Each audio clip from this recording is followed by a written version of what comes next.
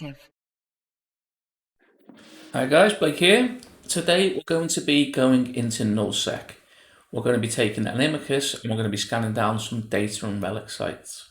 Now, I know a lot of people are nervous around null and say it's not for new people and that. I'm going to show you why I think it is. So, the key to getting in there is going to be these needlejack filaments. They come in two varieties, noise and signal.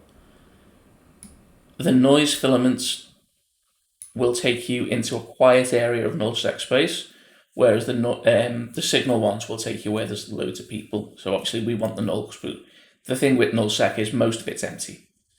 So, as you can see, that's how much the ship costs, 3.7 mil. So, very little to lose, loads to gain. I'll quickly go through the fit. We've got the gravity capacitor upgrades. Now they increase your scanner strength bonus. It'll just make scanning things down that little bit easier. A standard probe launcher with standard core probes. There's a salvager on it. I'm not entirely sure why. I built the ship a while back when I was going to record the video and I never got around to it, so maybe just in case. A cloak, obviously we're in null, so we want to be safe. It's not the best cloak, but it's cheap and it'll do the job and doesn't require loads and loads of skills. A standard T1 data and relic analyzer.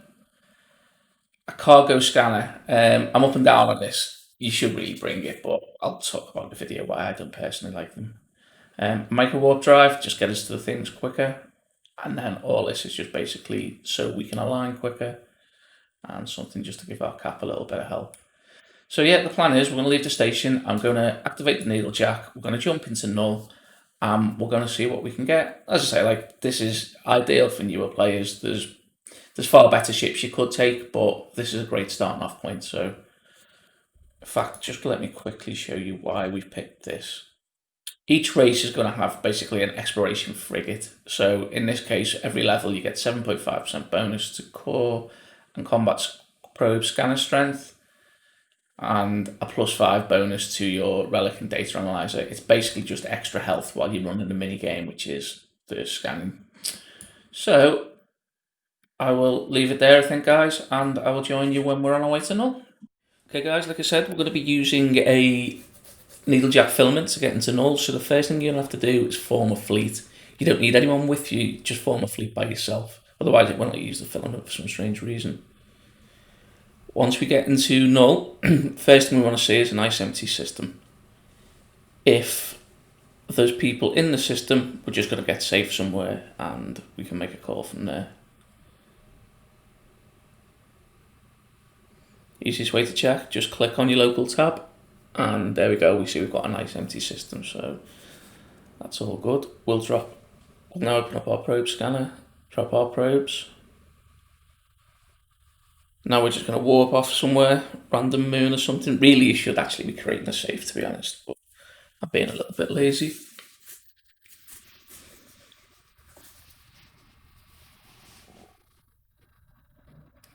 Once we get to our nice safe moon, we can cloak up and we can start doing our scanning.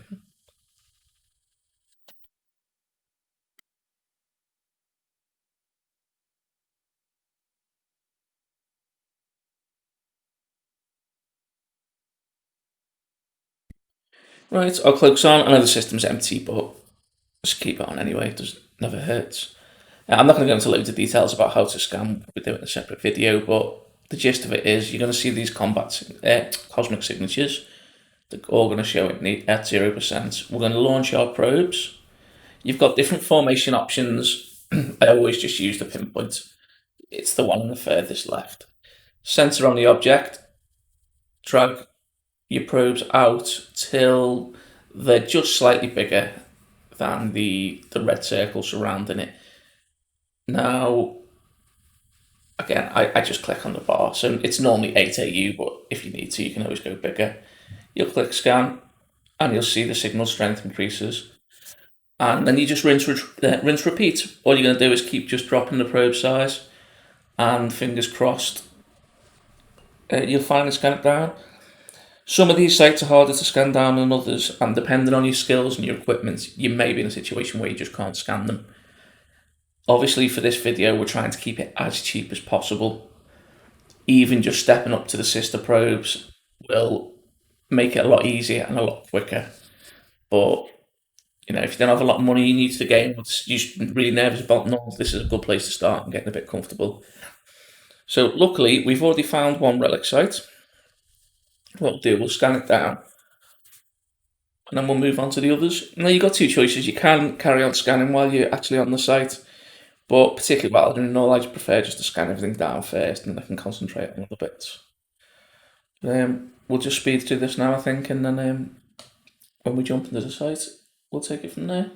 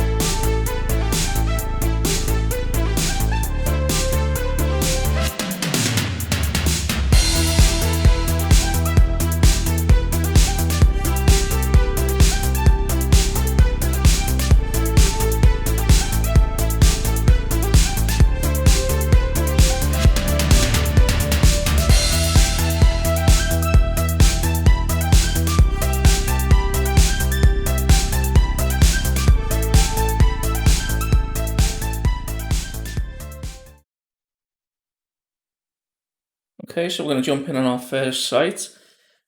It is always worth just throwing a site name into Google because some of them do have enemies, or some of them are special sites as well, which I'll talk about in a minute. But just double check, certainly with this ship, because obviously it's not going to fight anything, so it's best to be safe. Now what's going to happen when we land in, we're going to see a load of containers.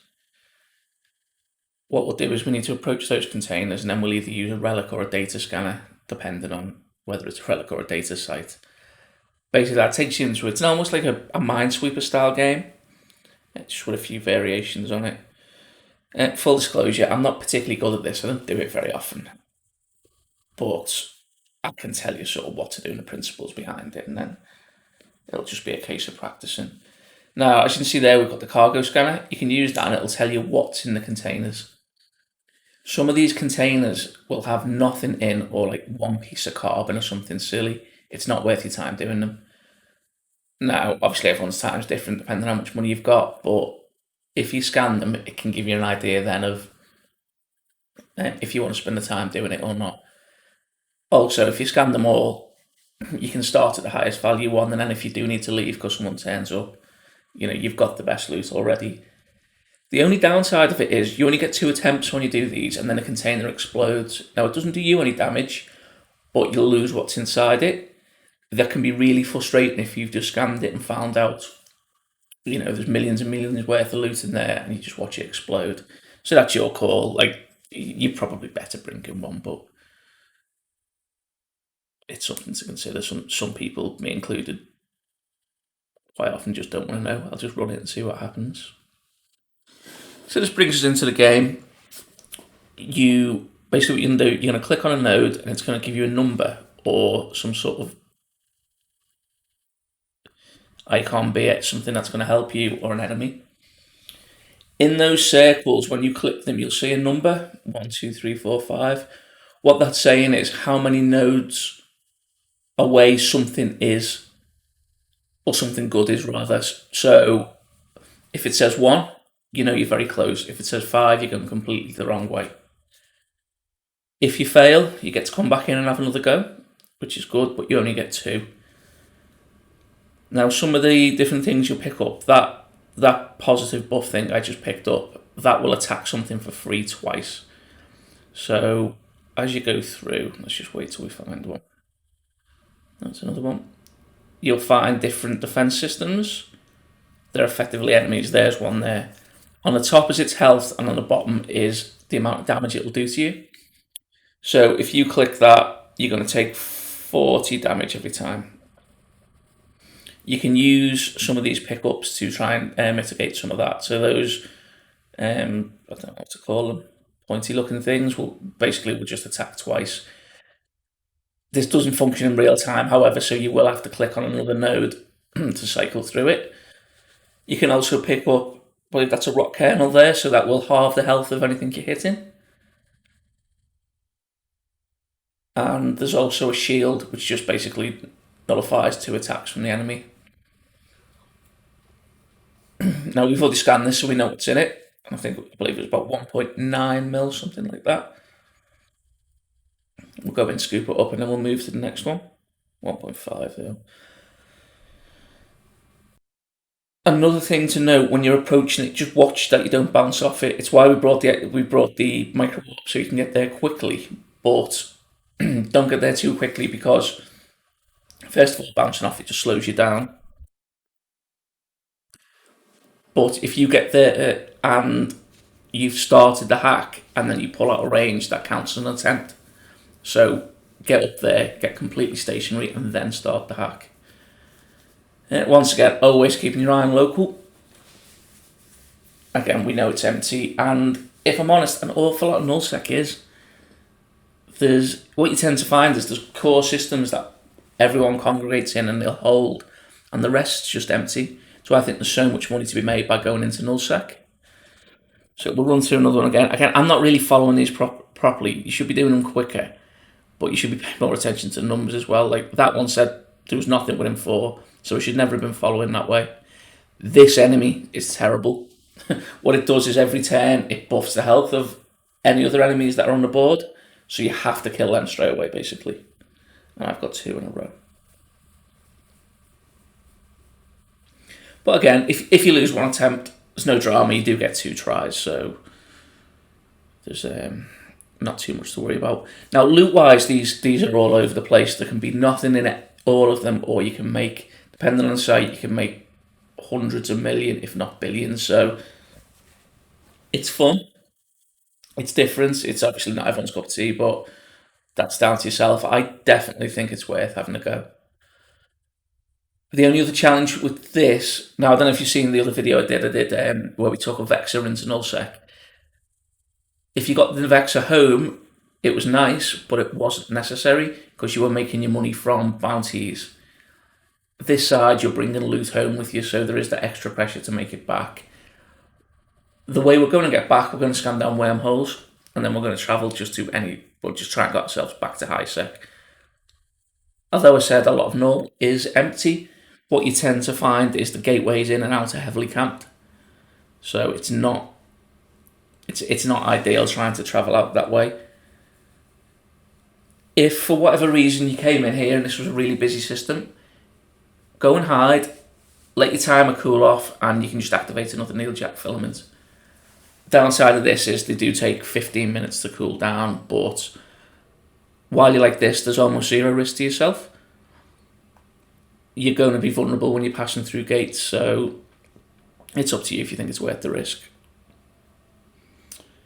What we'll do is we'll skip through a few of these now because I'm not going to sit here and make you watch me go through like 7 or 8 containers.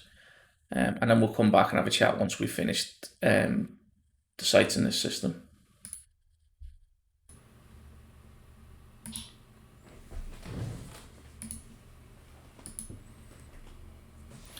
Okay guys, so we finished all of them. That was the 3 data and relic sites in the system. I'm now just going to needlejack out because there's no wormholes here. So all we're going to do now is search for a wormhole and try and find our way home.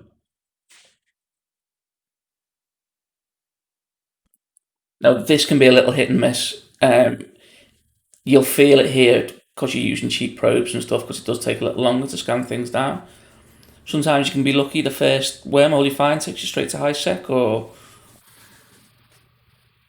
the first system you're in's got a wormhole. Sometimes you're going to have to search a bit.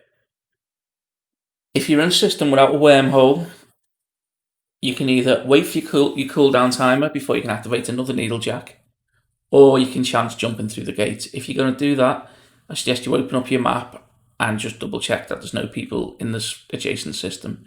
Now, it's not 100% accurate, but it's, generally it's a good hint.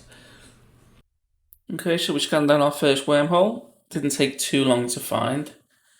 Unfortunately, this takes us straight back into another part of nullsec, and then we begin a little bit of a journey to get back. Ignore the timer because there was downtime interrupted this as well, so it looks like it took hours. It didn't, but it did take a while.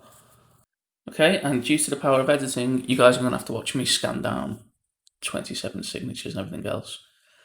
Once you find a suitable wormhole, all you want to do is scan down every cosmic signature, or that's the way I do it anyway, scan every cosmic signature down so I've found all the wormholes. Click on something other than distance to sort it by, like name or anything, just so when you move around, the wormholes don't move. Like if you notice in this system, there's actually quite a few people in here. Now, because it's a wormhole, they don't show up on local, but you can still see them on D-scan. So you're just trying to be extra careful. All we'll do is, once we've scanned down all the wormholes, we'll walk to each one at 100, and then you can just right-click on it and show info. It'll then it'll give you a little spiel about takes you to dangerous parts of space or unknown parts of space. You'll look for anything that says takes you back to high sec, basically. Once we find that, which we do in a minute, you can just walk to it. Again, if you jump in at 100 first, if people happen to be camping it, you'll get some notice because you can use bubbles and things and wormholes, so they can be a little bit more dangerous than low sec. And there we go. We've made it back safe and sound to high sec. So a bit longer than it would normally take, to be honest, a bit fiddly, but it's one of those things you will get better with practice anyway. And if you start upgrading your ship or switching to a slightly better ship, it'll go quicker again. We'll just dock up now and we'll go through everything we found. And you can decide if it's something you want to do or not. Okay, and we're back in the station. Let's just have a little look what we got. So 31.3 million loot, but then we also got this blueprint, which is 2 copies. View and industry. If we were to build them and just buy the parts, it would cost 1.3 mil, and you can sell them for nearly 3 a piece. So that's not bad. Sometimes it's going to be more, sometimes it's going to be less. I didn't spend a great deal of time running the Relic data sets, to be honest. So if you're going to do it, you'd probably do it for a few hours. I don't know if I mentioned, I'm using the Imicus, which is the Galente frigate, but you can use any race exploration ship. It doesn't matter. It's just my skills fall to Galente, so that's what I've used. I think next time I'll probably try and do this in Astero, because that's sort of, if you did get into this, that's probably going to be your next step. The Astero, again, isn't particularly expensive, and it's not particularly skill intensive either, so probably still be quite good for newer players.